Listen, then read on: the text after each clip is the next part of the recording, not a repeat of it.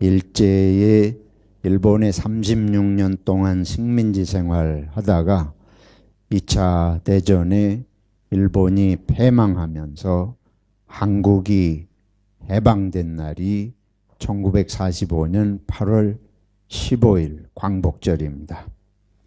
이스라엘의 광복절은 유월절이라고 부르게 되는데, 그것은 이스라엘이 400년 동안 애굽에 이집트에 종살이 하다가 하나님의 능력으로, 하나님의 기적으로 바로 왕을 무릎 꿇리시고 이스라엘이 해방된 날, 홍해를 건너서 애굽을 탈출한 출애굽의 날이 바로 이 유월절입니다.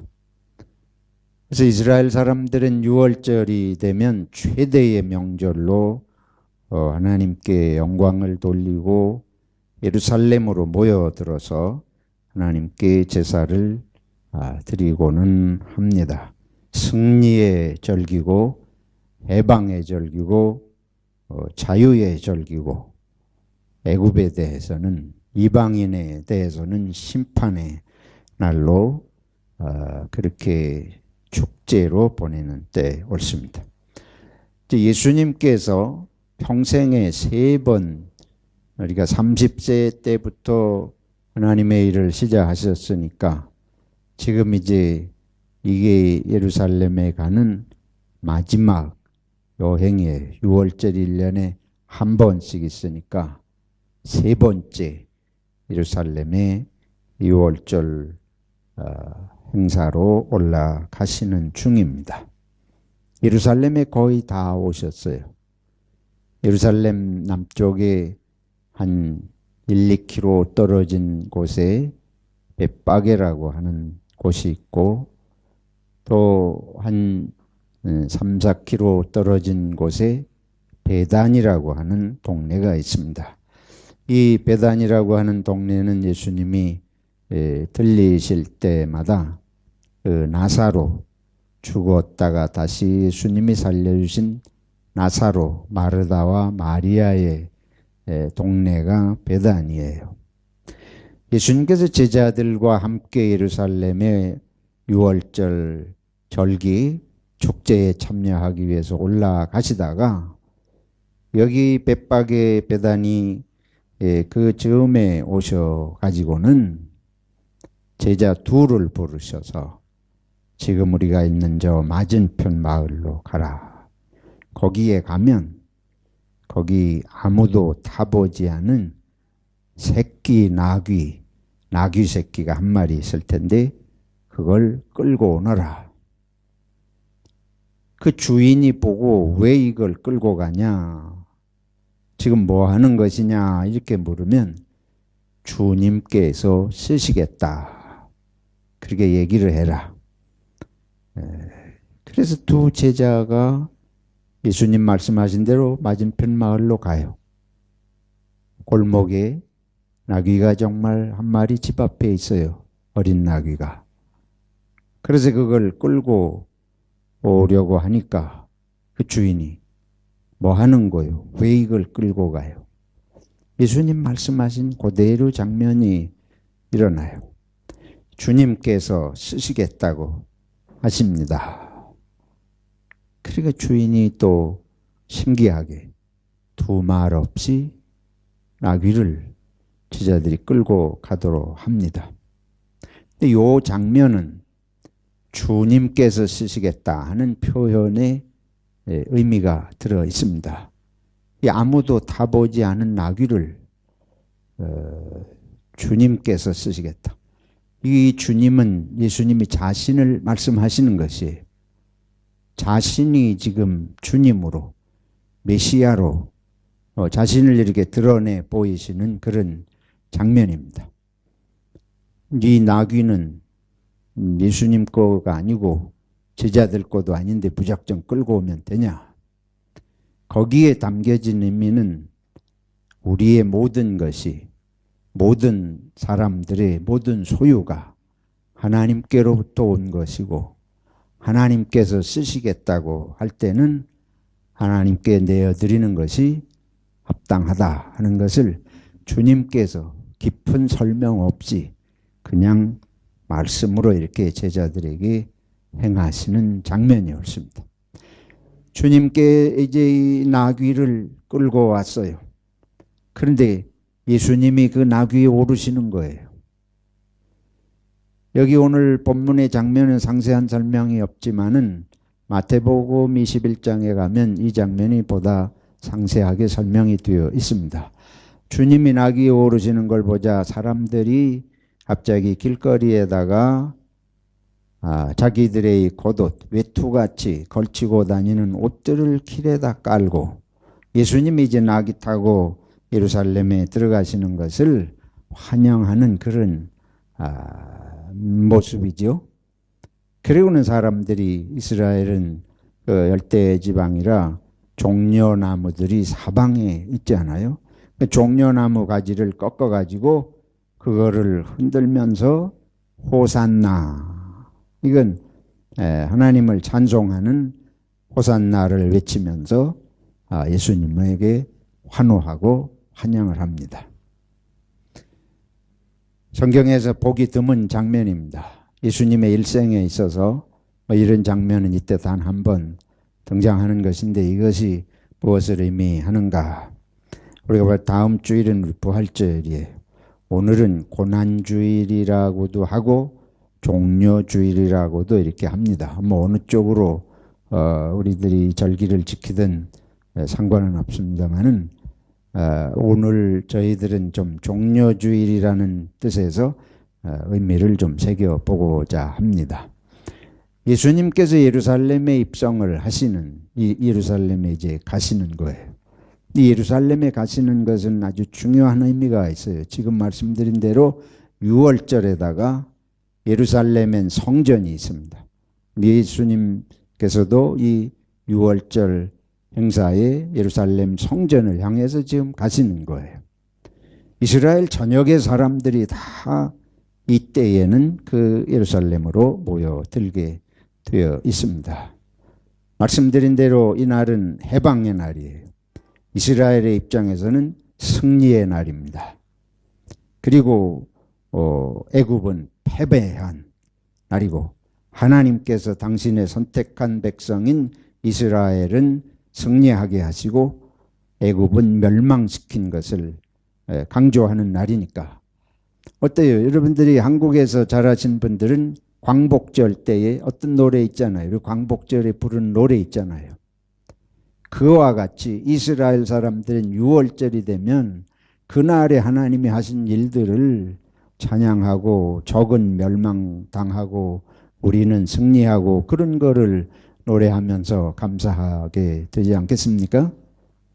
그러니까 지금 예수님께서 예루살렘에 가실 때에 전체 이스라엘의 분위기는 그런 분위기입니다. 이스라엘의 선민의식으로 하나님이 택한 백성으로의 자부심을 느끼고 긍지가 살아나고 그런 때예요. 근데 예수님께서 나귀를 타고 입성하시면 구약성경 이사야 62장이나 스가랴 9장 같은 데 보면 메시아가 예루살렘 동쪽에서 나귀를 타고 입성하는 것으로 그렇게 선지자를 통해서 예언이 되어 있습니다. 지금 베다니는 예루살렘에서 2마일, 약 3.5km 정도 동쪽에 있는 동네입니다. 근데 이스라엘 사람들은 메시아는 예루살렘 동쪽에서 와요. 그 예루살렘 도시의 동쪽에 언덕 산이 있는데 그 산이 감람산입니다. 올리브산이라고도 그러고 그 산 언덕을 넘어서 메시아가 오시는 날에는 그곳으로 오실 것이다. 근데 베다니가 바로 그곳을 베다니를 넘어서 가면 그리로 가는 지역입니다. 이스라엘 사람들은 그 예루살렘에 골짜기가 세 골짜기가 있는데 사람들이 죽으면 다 무덤을 어디다 쓰는고 하면 감람산이 마주 보이는 바로 그 언덕에다 써. 왜냐하면 메시아가 거기서 오니까 메시아가 그 오시는 날에 빨리 보고 부활하려고 이제 그런 의미로 최고인 무덤 골짜기입니다. 이런 걸 말씀드리는 거는 이 분위기를 알아야, 그때 상황이 이런 분위기를 알아야 이게 무슨 의미를 띠는지 우리가 짐작을 할 수 있는 것이죠. 그래서 예수님께서 예루살렘 동쪽의 베다니에서부터 나귀를 타고 이제 평생 안 하시던 나귀를 끌고 오너라 하고 주가 쓰시겠다고 자신이 이제 주인 것을 주님은 곧 성경에서는 하나님을 의미합니다. 그런 말씀을 주시면서 나귀를 타고 입성하시니까 사람들이 볼 때 이분이 누구라는 걸 짐작하게 됩니까? 메시아라고 말이에요. 이분이 세상을 해방시키고 구원할 메시아예요. 그래서 사람들이 길에 자기들의 외투를 벗어서 다 길에 깔아 예수님을 환영하고 종려나무 가지를 꺾어 흔들면서 호산나 주의 이름으로 오시는 이여 찬송하리로다. 하나님이 보내신 메시아를 환영하는 장면이 바로 이 장면입니다.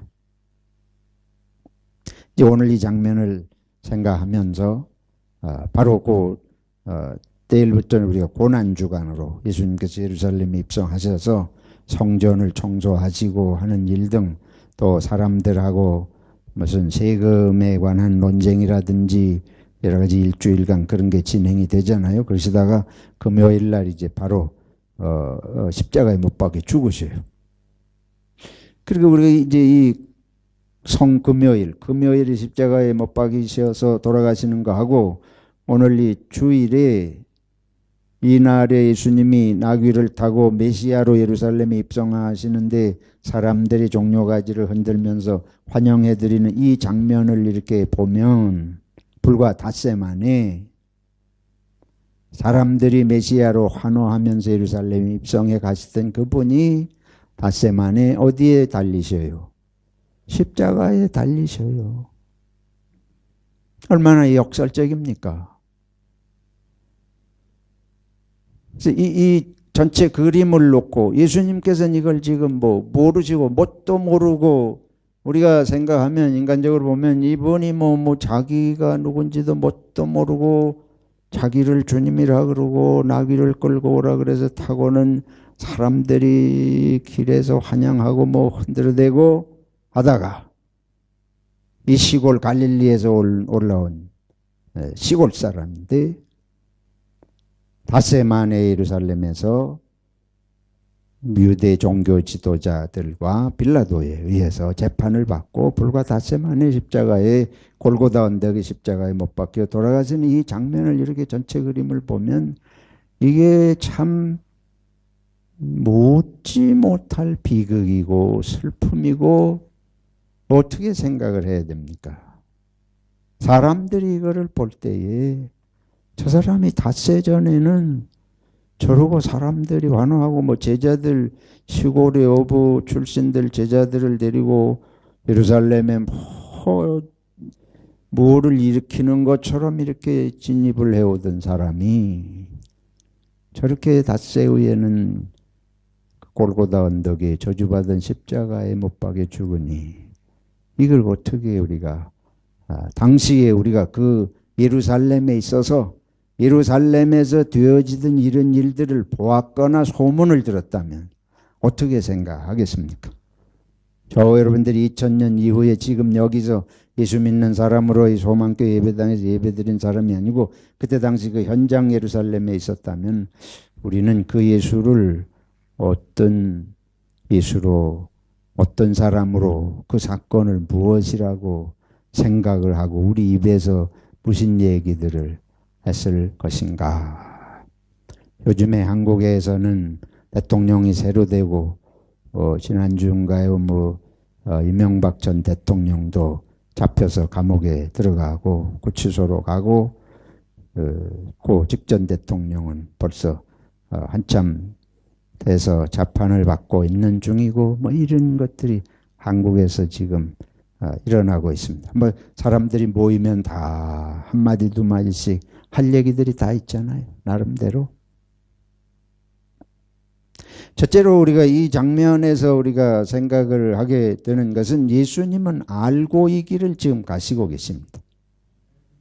뭣도 모르고 며칠 후에 자기 앞에 일어날 일을 모르고 못 모르고 정신없는 광대처럼 그렇게 하다가 이렇게 세상 모르고 그러다가 잡혀서 십자가에 돌아가신 게 아니에요.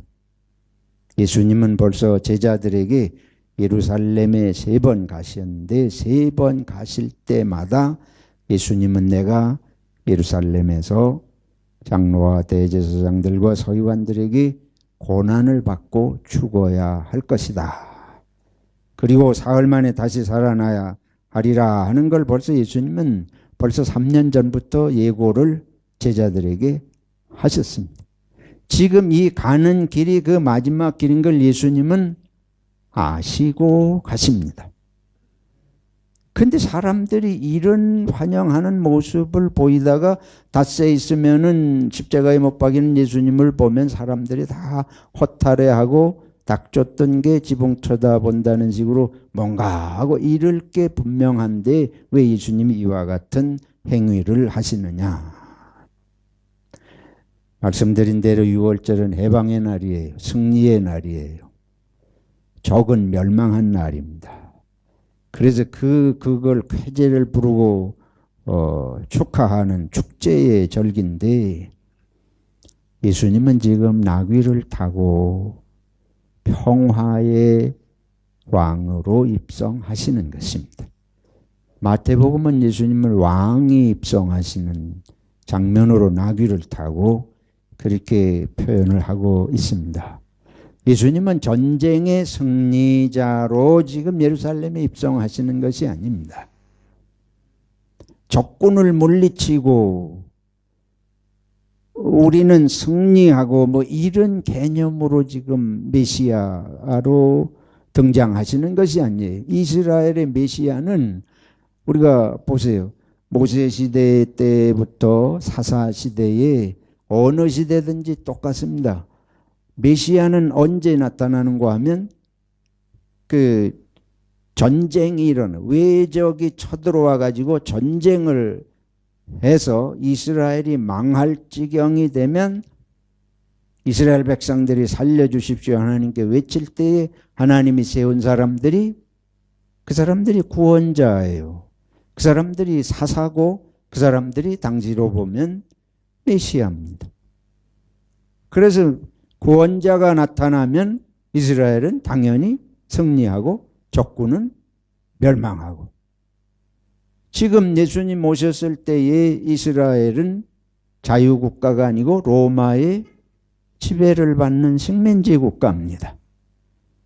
그리고 이스라엘에 지금 메시아가 온다고 하는 건 무엇을 의미하냐면 이스라엘을 누구로부터 해방시켜야 돼요. 로마 제국으로부터 해방시키는 모세 같기도 하고 사사들 같은 그런 지도자가 나타나는 걸 의미하는 것입니다. 근데 예수님은 이 시골 그런 몇 사람 데리고 이렇게 하니까 이게 참 어떻게 보면 우리가 아이들이 병정놀이 하듯이 이게 아이들 장난, 소꿉장난 놀이 하면서 메시아 놀이나 하는 그런 인상을 받기가 십상이지요. 예수님께서 이와 같이 하시는 것은 해방의 때는 맞습니다. 메시아를 기다리는 건 맞아요. 세상이 메시아를 기다리고 세상이 자유와 해방과 하나님의 은혜를 기다리는 것은 맞는데 그것은 이스라엘이 지금까지 역사를 통해서 경험하고 기대하는 것처럼 적은 망하고 우리는 승리하는 이런 식의 개념의 메시아가 아니라고 하는 것입니다. 하나님이 보내시는 메시아는 모든 사람을 위한 평화의 왕으로 오시는 것입니다. 그래서 겸손하여 나귀를 탔다. 마태복음 21장에 그렇게 표현해요. 겸손하여 나귀를 타셨다. 오늘 우리 찬송가에도 454장에 보면 온유하고 겸손한 그런 말씀을 하시지 않습니까? 세상의 평화는 힘의 승리로 오지 않습니다.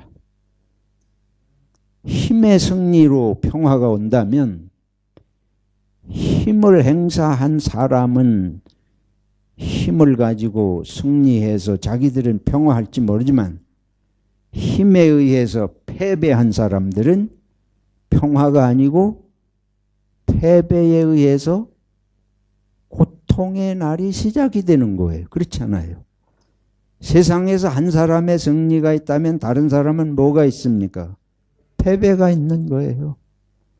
승리해서 행복이 있다면 다른 사람에겐 무슨 것이 시작이 됩니까? 불행이 시작이 되지 않습니까? 이게 세상이에요. 하나님의 이 눈으로 보실 때는 하나님은 모든 인류가 모든 인간이 하나님의 백성이기 때문에 하나님은 한쪽에서 눈물 흘리고 고통을 받는 것을 놓고 다른 쪽에서 기뻐하고 즐거워하는 이것이 하나님이 원하시는 것일 리가 없지요. 그것은 진정한 모든 인류 공동체의 평화라고 할 수는 없는 것입니다. 예수님은 이스라엘의 유대인으로 나시기는 했지만은 유대인의 평화를 위해서 오시는 분이 아니라 모든 인간의 평화의 길을 보여주시고자 오신 것입니다. 유대인들 보세요. 유대인들이 애굽에서 해방이 됐어요. 애굽은 망했고 유대인들은 이스라엘은 살았습니다. 전쟁이 나면 사사시대에 전쟁이 나면 항상 하나님께서 사사들을 세우셔서 이스라엘을 결국은 살리시고 적군들이 망하고 물러갔습니다. 그러나 이스라엘 백성들 자기들끼리 평화가 있냐 그 말이에요. 상대방을 싸워서 물리쳐 가지고 승리에 그런 것에 도취돼서 사는 이런 심보는 자기 민족들끼리는 또 자기들끼리 싸워. 그렇잖아요. 그래서 하나님께서 유대인으로 메시아를 세상을 구원할 메시아를 유대인으로 보내셨는데 누가 예수님을 죽여요? 이 유대인이 하나님의 메시아를 죽이는 거예요. 이 종려주일은 역설의 날입니다. 그래서 하나님께서 유대인들로 하여금 이제는 적을 싸워 패배시킨 뭐 이런 종류를 넘어서서 온 세계 인류의 구원자로 예수님을 보내시는데 유대인들은 자기들끼리 사두개파냐 바리새파냐 싸우고 자기들끼리 예수님을 메시아인 줄을 모르고 오히려 하나님을 욕되게 한다. 이래서 신성모독죄로 몰아서 예수님을 십자가에 못 박아 죽입니다. 남북한이 싸우고 있습니다. 북한은 남한이 망하기를 원하는지 모르겠어요. 노바다 불바다 시킨다고 그랬으니까. 남한에도 북한 망하기를 손꼽아 기다리는 남한의 인구가 대부분인 줄로 나는 생각이 들어요. 북한이 망하기를 위해서 기도하는 기독교인이 대부분일지 모르겠습니다. 여러분은 어떻게 생각하는지 모르겠어요. 그러나 우리가 남북한이 이렇게 왼수가 돼가지고 있으니까 저놈들이 망해야 우리가 산다. 일본하고 있을 때는 일본이 어떻게 해야? 망해야 우리가 산다. 이 뭐예요? 8.15 해방에 일본은 망하고 우린 자유를 얻었어요. 6.25가 터져가지고 3년 동안 피비린내기 싸우다가 유엔군이 들어오고 뭐 해서 하여튼 38선이 갈리면서 북한은 공산당이 되고 남한은 이제 자유민주주의가 이렇게 돼서 왔는데 그러면 남한끼리는 서로 평화해요? 방금 말씀드렸잖아요. 문재인이 되니까 누구부터 죽여요? 박근혜 죽이고 누가 대통령 됐어요? 문재인 대통령. 대통령 되고 나서 지금 누구를 감옥에 집어넣었다 그랬습니까? 명박 감옥에 집어넣잖아요. 죄를 지은 게 있으면 감옥에 가야지. 100번 맞습니다. 그러나 지금 되어지는 현상들로 볼 때는 단순히 죄 지어서 가는 것이 아니고 죄가 없다는 얘기를 제가 하는 게 아니고 죄는 감옥 가고도 남을 일이 넘치겠지만은 지금 이 정부가 정권이 바뀌니까 들춰내가지고 죽이는 건 분명합니다. 그걸 부인할 수 있습니까? 제가 이 말씀을 드린 건 나는 뭐 야당 여당을 편드는 사람이 아닙니다. 동족끼리 있을 때는 동족끼리 원수를 져서 평화가 없어요. 평화할 줄을 모르는 거예요. 예수님께서 예루살렘을 향하여 눈물을 흘리십니다. 이제 베다니를 떠나서 예루살렘으로 향해서 가시면서 감람산 언덕에 오르셔서 예수님이 예루살렘을 보시고 한 말씀이 있어요. 예루살렘아 예루살렘아 닭이 병아리를 품듯이 내가 너희를 그렇게 품으려고 한 적이 몇 번이더냐. 너희가 무엇에 대하여 알았더라면 좋았을 것을 평화에 대하여 알았더라면. 예루살렘이 평화에 대해서 알지를 못합니다. 하나님은 세상에 평화를 주시기 위해서 악을 무너뜨리시고 이스라엘을 해방시키시고 자유를 주신 것이지 무조건 이스라엘을 옹호하고 감싸기 위해서 이스라엘의 반대 국가는 무조건 망하게 하시고 하신 것이 아니에요. 우리가 착각을 해요. 남한에 있는 교회들이 북한이 망해야 남한이 사는 줄로 착각을 해요. 이것 기독교 정신이 아닙니다. 하나님이 그렇게 하라고 이스라엘을 살려놓으신 것이 아니에요. 전쟁을 하고 힘으로 지배하는 애굽에 대해서, 힘으로 세계를 지배하는 로마에 대해서 같이 힘을 길러가지고 싸워서 이기는 이스라엘을 만들려고 예수님이 오시는 것이 아니라 하나님은 모든 인간이 국가적으로나 국제적으로나 국내적으로나 인간은 둘이 있을 때나 100명이 있을 때나 세계가 있을 때나 무엇을 알아야 되는가 하면 평화할 줄을 아는 것이 하나님의 소원인 줄로 믿습니다. 그래서 남북한 문제에 대해서 우리 그리스도인들이 어떻게 접근해야 되느냐, 어떤 생각을 가지고 어떻게 기도해야 하느냐, 이게 오늘 우리 종려주일에 우리가 배워야 된다는 거예요.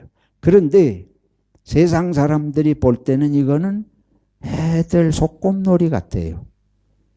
저게 무슨 시골에서 올라와가지고 나귀 타고 뭐 종려가지나 흔들대고 하는 게 한편 옆에서 볼 때는 우스운 얘기 아니에요. 어린아이들 같은 얘기예요.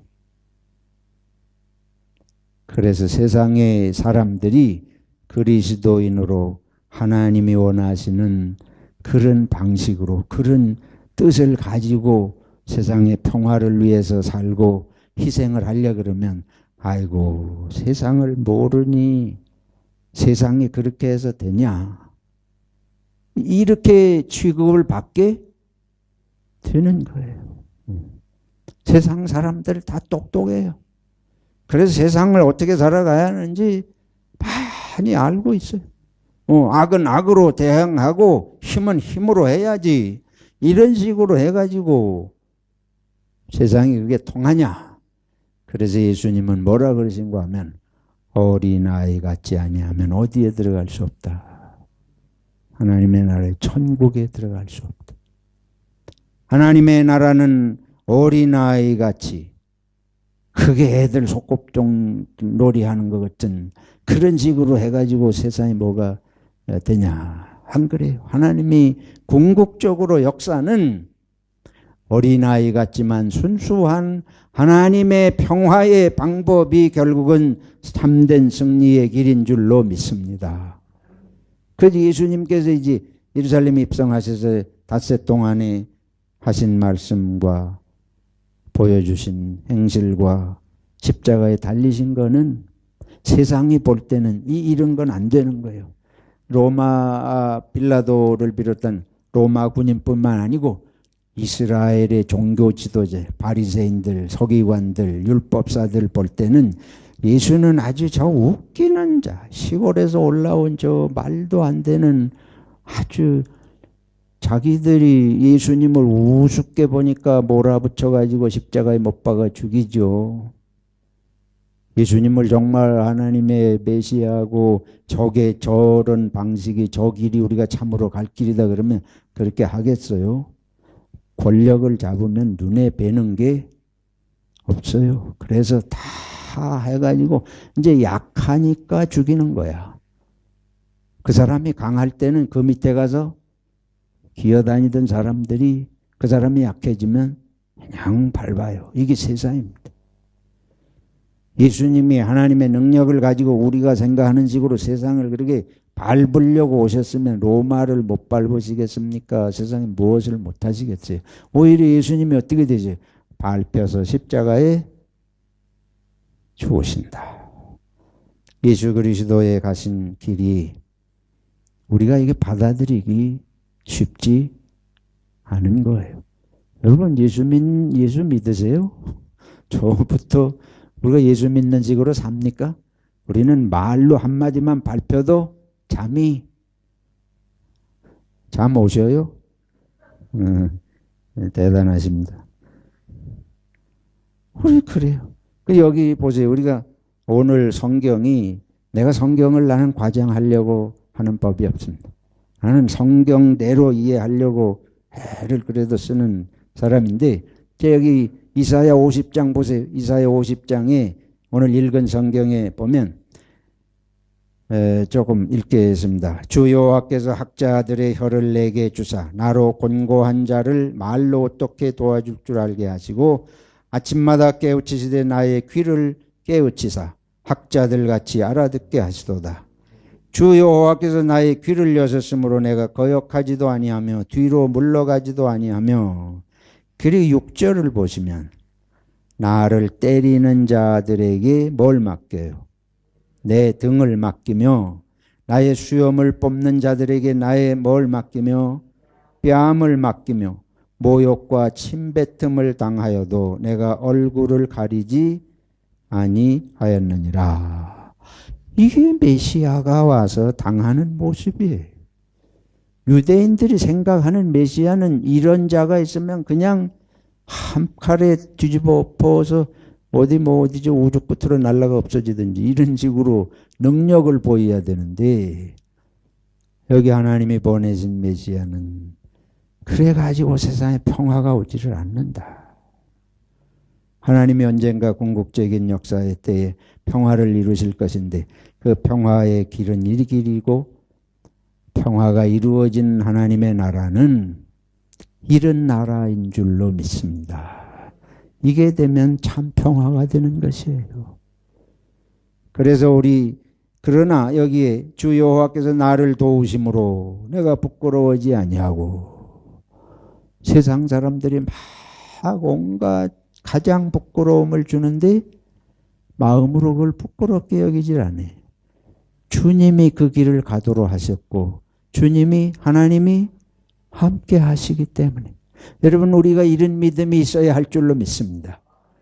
조금 뭐 하다가 부끄러움 당하면 이거 못 견뎌서 이 일이 그거 뭐 우리 본성은 맞습니다. 저부터. 그런데 이 말씀을 생각하면 주님께서 오늘 예루살렘 입성하시면서의 이 마음은 이 단단한 이 마음이 속에 계셨다. 그래서 예루살렘에서 닷새 동안 그런 모습을 보이시고 십자가를 지고 가시면서도 이 하나님께서 보내시는 이 길. 그래서 우리가 싸워서 이겨가지고 적군을 패배시키고 멸망시키고 물에 수장시키고 뭐 이런 거를 박수할 일이 아니라 우리의 기도 제목은 하나님 세상이 나를 부끄럽게 만들어도 내가 마음으로 그거를 감당할 수 있는 마음을 주시옵소서. 그래야 내가 복수하려고 안 할 거 아니에요. 복수하려고 하면 복수해서 지금 문재인 정권이 복수해서 통쾌감이 있을는지는 모르지만 우리 민족의 장래를 위해서 유익한 것은 아니라고 나는 그렇게 판단합니다. 복수해서 되는 일이 아니에요. 그래서 예수님께서 우리 빌립보 2장을 읽고 마치겠습니다. 빌립보 2장 5절부터 뭐라고 하시면 너희 안에 이 마음을 품으라고. 누구의 마음이니? 그리스도 예수의 마음이니 그는 근본 하나님의 본체시는 하나님과 동등됨을 취할 것으로 여기지 아니하시고 오히려 자기를 비워 종의 형체를 가지사 사람들과 같이 되셨고 사람의 모양으로 나타나서 자기를 낮추시고 죽기까지 복종하셨으니 그 십자가에 죽으심이라. 이러므로 하나님이 그를 지극히 높여 모든 이름 위에 뛰어난 이름을 주사 죽음의 길을 가시고 자기를 낮춰 종의 모습으로 사신 예수님을 하나님이 높이셨다. 하나님은 그런 것을 귀하게 보신다는 말씀인 줄로 믿습니다. 그래서 하늘에 있는 자들과 땅에 있는 자들과 땅 아래에 있는 자들로 모든 무릎을 예수의 이름에 꿇게 하시고 모든 입으로 예수 그리스도를 뭐라? 주라. 예수님이 주가 쓰시겠다. 그 주님은 바로 이 모습으로 오셔서 하나님께서 예수님을 주라. 그리고 우리가 궁극적으로 예수님을 주라 시인하여 하나님 아버지께 영광을 돌리게 하셨느니라. 저와 여러분들이 낮아진다고 마음이 슬퍼할 것만은 아닙니다. 오히려 우리가 섬김의 길로 주님의 모습을 본받아서 이런 평화의 도구로 부름받은 것을 생각할 때에 그 사명에 합당한 성품이 되도록 기도하고 이 종려주일, 고난주간 그런 일들을 우리가 힘써 실천해야 할 줄로 믿습니다.